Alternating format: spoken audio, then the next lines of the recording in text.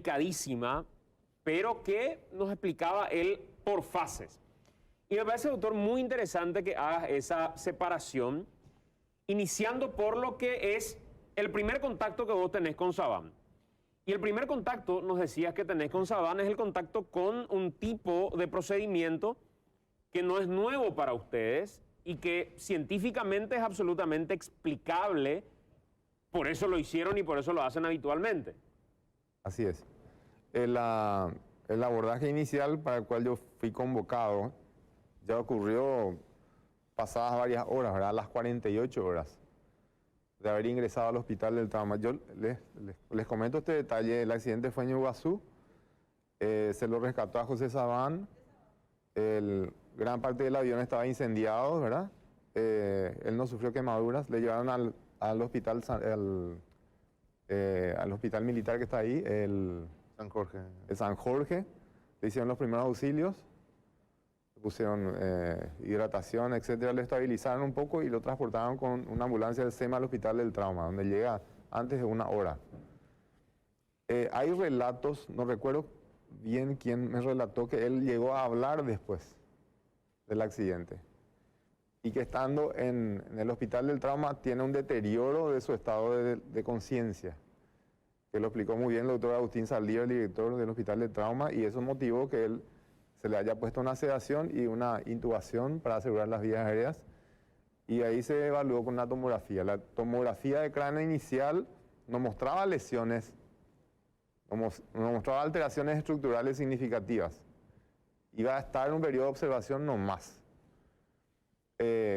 Y en el curso de las horas él empeoró, ¿verdad?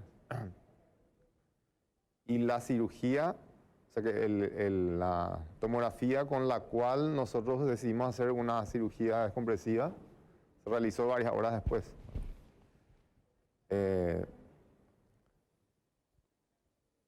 Como le había comentado a Santiago, para nosotros lo que es inusual, llamativo, es el mecanismo del trauma.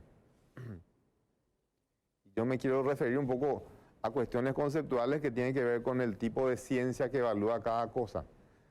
Yo tengo acá un diagrama, ¿verdad? Y una fórmula que describe el tipo de fenómeno físico que opera sobre el avión que está cayendo. Se llama movimiento semiparabólico. Y hay una fórmula matemática que describe si tenemos algunos elementos. Yo puse el escenario, Me voy a parar, así le atajo y usted explica. No, está bien, ¿O lo tomo yo? No, yo puse el escenario más... A ver. El escenario más optimista, ¿verdad? Con una velocidad de acercamiento del avión, sí, de 100 kilómetros por hora, que representa 27,98 metros por segundo, ¿verdad? Y una altura de caída de 100 metros de altura. En realidad, probablemente el avión se desplazaba a mayor velocidad que 100 kilómetros por hora. Y probablemente era mayor que 100 metros. Pero yo le puse el mejor de los escenarios. El más leve, quizás. El más leve. Y la fórmula me da una velocidad de impacto de 260 kilómetros por hora. Similar a las velocidades que alcanzan los autos de Fórmula 1, ¿verdad? Probablemente haya sido más de 300 kilómetros por hora la velocidad de impacto. Y ustedes pueden imaginarse que con una velocidad de impacto de esas características no valen los sistemas de amortiguación o acolchamiento, porque el cerebro es una materia física que tiene distintas densidades. La sustancia blanca, que es la profunda, y la sustancia gris tienen pesos distintos. Y al desacelerarse bruscamente, se desaceleran a distintas velocidades. Hay como un desgarro.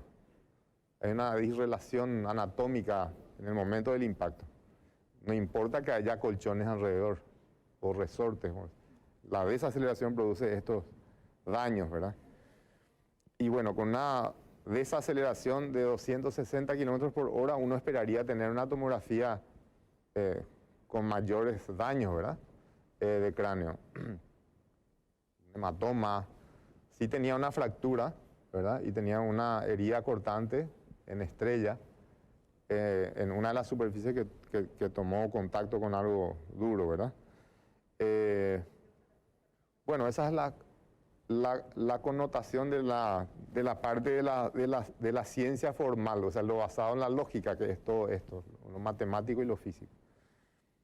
Pero lo que ocurre con Saban, desde el momento de que ingresa al hospital, es una cuestión biológica, ¿verdad? Dentro de lo que se llama ciencia fáctica, los hechos, ¿verdad? Y los hechos médicos demuestran que un paciente con esa tomografía sí tiene una probabilidad de supervivencia. Con la primera tomografía sin duda, y con la segunda hay una posibilidad de supervivencia. El tipo tomográfico, la severidad del trauma se evalúa con el estado clínico del paciente, pero como está bajo sedación, se hace una tomografía y se clasifica el tipo tomográfico que nos permite predecir el desarrollo de una futura mala evolución. Y lo que más tememos los neurocirujanos es la hipertensión del cráneo o hipertensión endocraneana.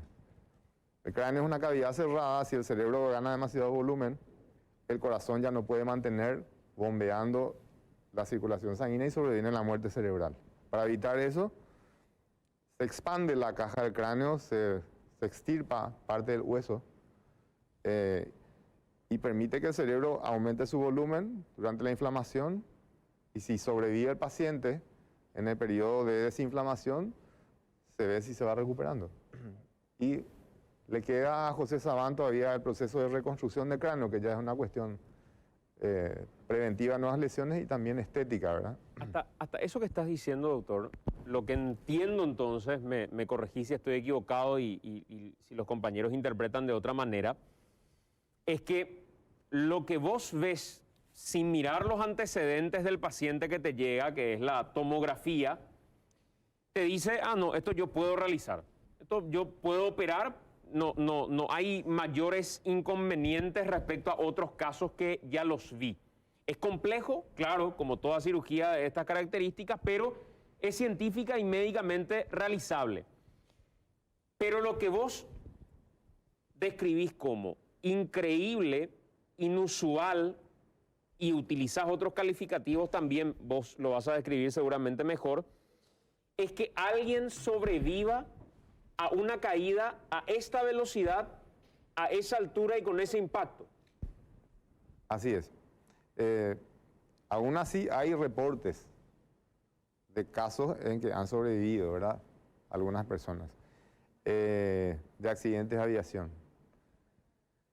Sin embargo, este mecanismo de trauma, yo, por lo menos en mi experiencia, ¿verdad? De más de 20 años en el Hospital del Trauma, nunca la he tenido. Y sin embargo, con mecanismos de trauma en donde uno piensa que va a ser menos severo la energía cinética transferida al cráneo, a veces tienen tipos tomográficos de mayor severidad. Aún esos han sobrevivido un porcentaje importante. En neurología no se habla tanto de supervivencia como de buenos resultados o malos resultados, porque uno puede tener un paciente vivo, pero en estado vegetal. Entonces, para la ciencia médica no es tanto un logro lograr que el paciente tenga un estado vegetativo, sino que la medicina moderna apunta a que el paciente se recupere neurológicamente. Precisamente a eso iba a apuntar.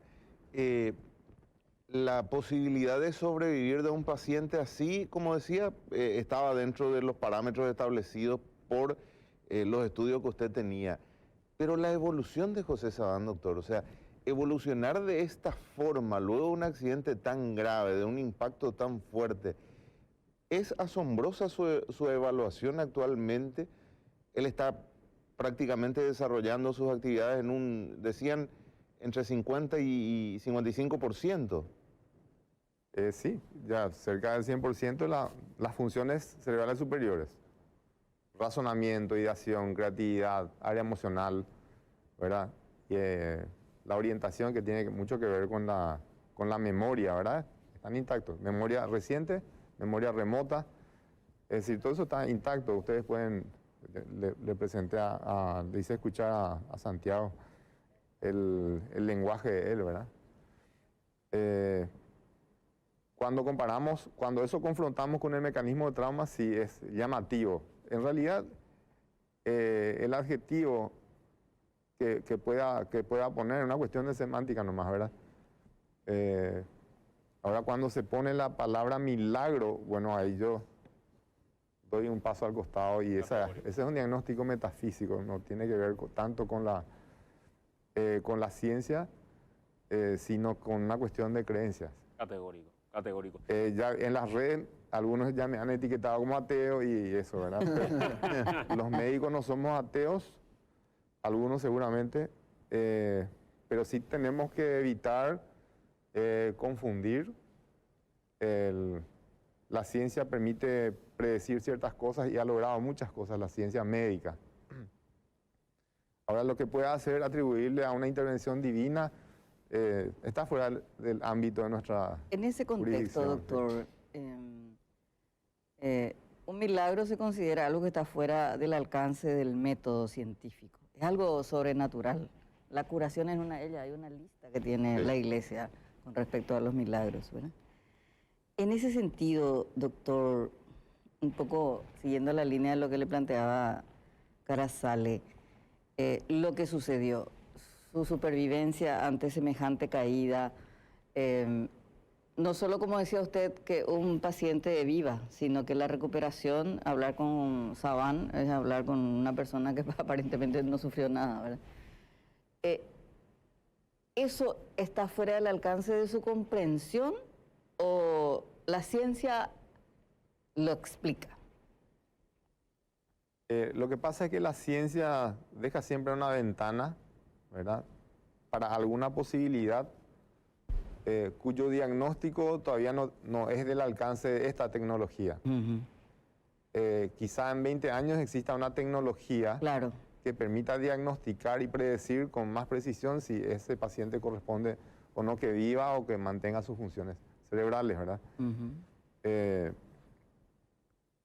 Cuando yo volví al país hace 20 años, habían 3 tomógrafos para evaluar el traumatismo de cráneo. Hoy hay más de 40 en el sistema público y también en el sistema privado.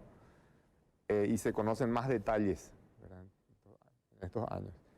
Antes evaluaban los traumatismos de cráneo con una radiografía y mirando las pupilas. Entonces, y muchos de ellos se salvaban. Claro, estamos hablando de recursos. Claro.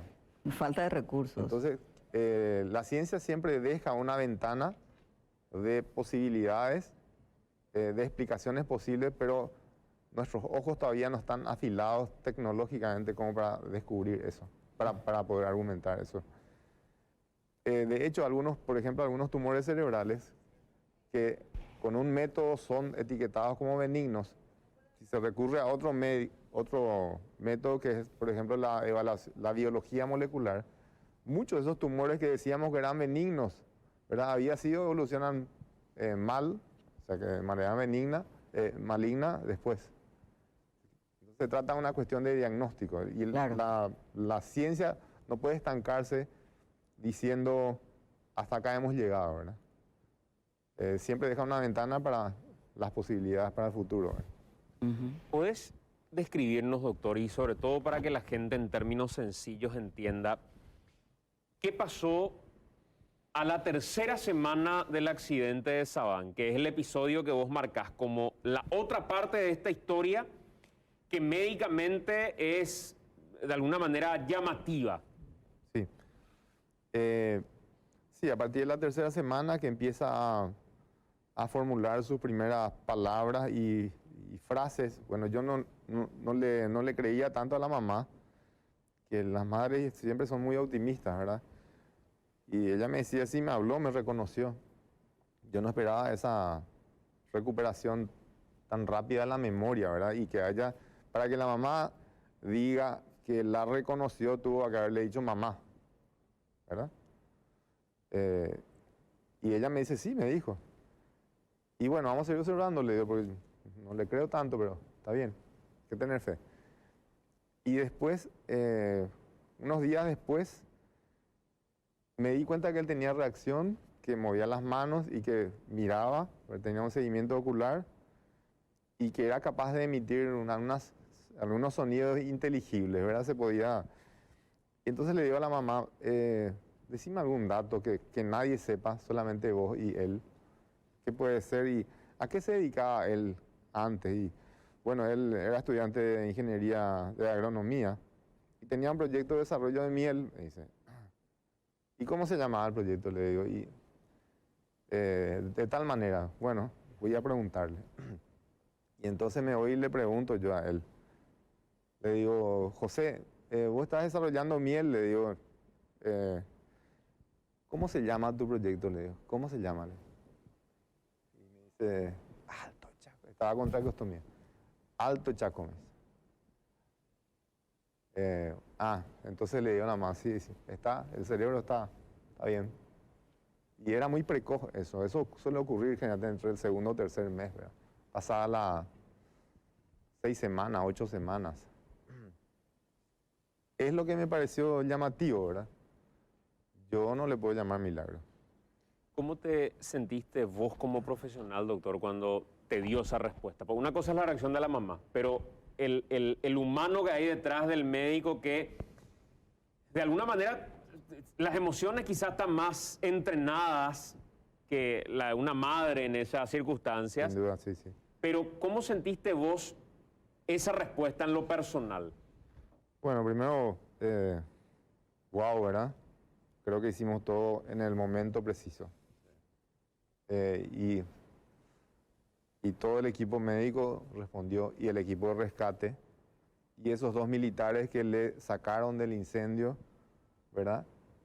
Y todo fue una casualidad, una cadena de casualidades, más coincidencias, y bueno, sí, algo realmente muy conmovedor, ¿verdad? Robert. Sí, bueno, este tema de la evolución y luego la intervención de la ciencia y esa intervención oportuna que ustedes pudieron hacer, me imagino, va a requerir que se le dé seguimiento como para poder entender el fenómeno, ¿verdad? De por qué el organismo reaccionó de manera prematura a lo que estadísticamente probablemente ustedes tenían antes. Pero yo quisiera volver atrás, doctor. Cuando usted recibe la primera muestra tomográfica, no tenía hecho este cálculo todavía. Me imagino lo hicieron después, analizando todas las variables que intervinieron para el accidente. Esa primera muestra tomográfica se compadece con un cálculo que se puede hacer a posteriori. O sea, la lesión observada es proporcional, digamos, al estudio físico del caso. Sí, hay una experiencia que se hizo en Filadelfia con el fenómeno de la desaceleración brusca en el cerebro. Se hizo con monos, ¿verdad? Se le ponía al mono en un carrito y se le desaceleraba bruscamente a distintas velocidades. Y se vio que cuanto mayor era la velocidad de esa aceleración, el coma del mono duraba más tiempo. Se descubrió un tipo de lesión, se llama lesión axonal difusa, que creo que les expliqué, cuando hay una pérdida de relación entre la sustancia blanca y gris. Y este paciente tendría que haber tenido eso como mínimo, ¿verdad? Ahí sí, me cuesta creer que este paciente esté hablando y moviendo sus miembros. Cuando yo planteo estas cifras de velocidad, de impacto. Pero eso es una cuestión personal. Doctor, cuando se investiga un accidente aéreo, la investigación lleva mucho tiempo, es juntar piezas, casi siempre es armar una hipótesis y muy pocas veces se tiene la posibilidad de lograr el testimonio de un sobreviviente. ¿Qué recuerda José Sabán de ese día? Yo no volví a conversar con él sobre eso. Me han mencionado nomás algunos colegas que él recuerda detalles bastante puntuales, ¿verdad? Del momento previo incluso al accidente, al impacto. Tendrían que ustedes hablar con él, ¿verdad? En un momento. No puedo opinar porque no hablé de eso. Claro. Doctor, gracias por tu testimonio y creo que es importante hacer todas las veces esa aclaración.